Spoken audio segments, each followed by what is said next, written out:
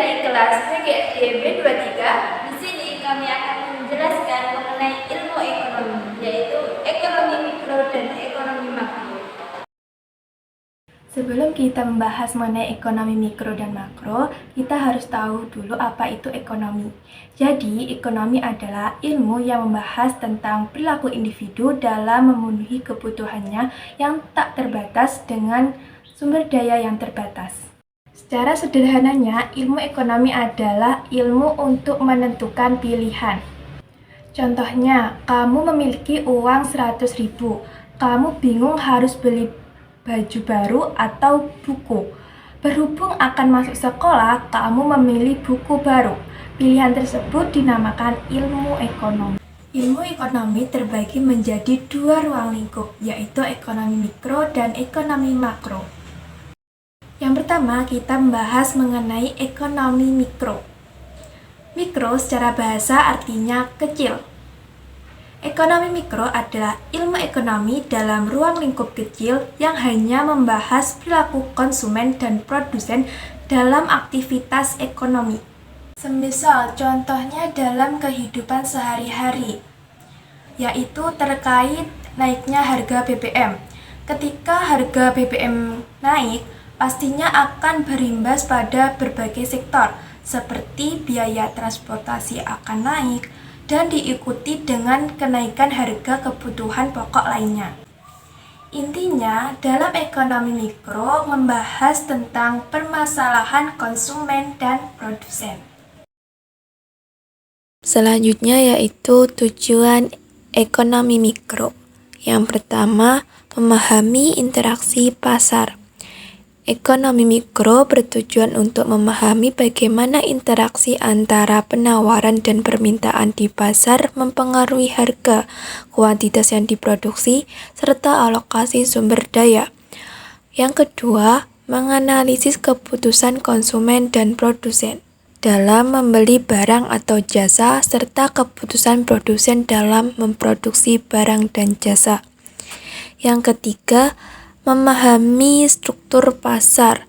Tujuan ekonomi mikro adalah mempelajari berbagai jenis struktur pasar seperti persaingan sempurna, monopoli, oligopoli, dan persaingan monopolistik. Dengan memahami struktur pasar ini dapat diidentifikasi konsekuensi ekonomi dari struktur pasar tertentu, seperti pengaruh terhadap harga, keuntungan perusahaan, efisiensi, dan inovasi.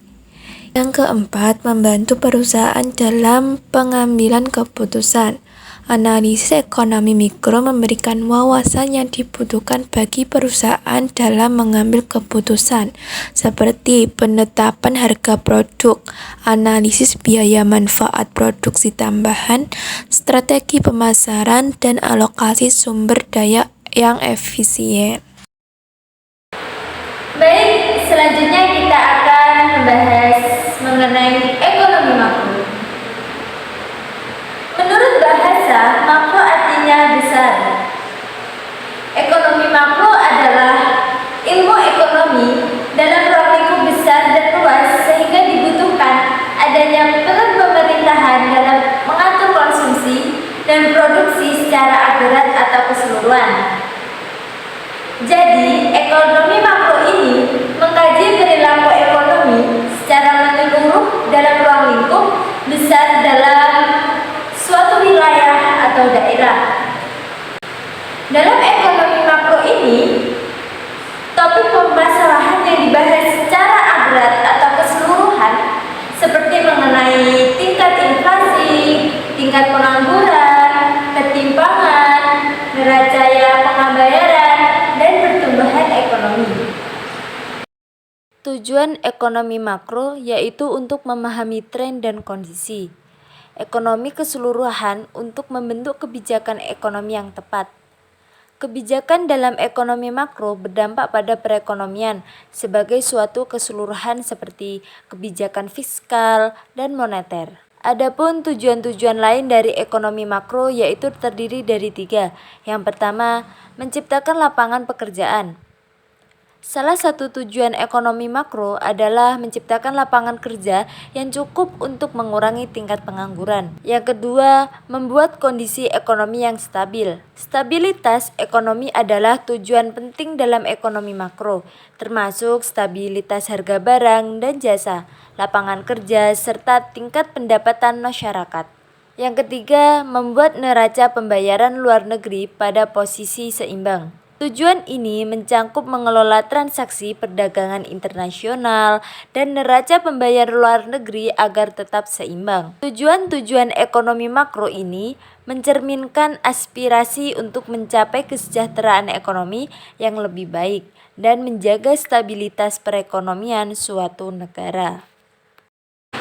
Itu tadi penjelasan dari kami mengenai ilmu ekonomi, yaitu ekonomi mikro dan ekonomi makro. Sekian dari kami. Wassalamualaikum.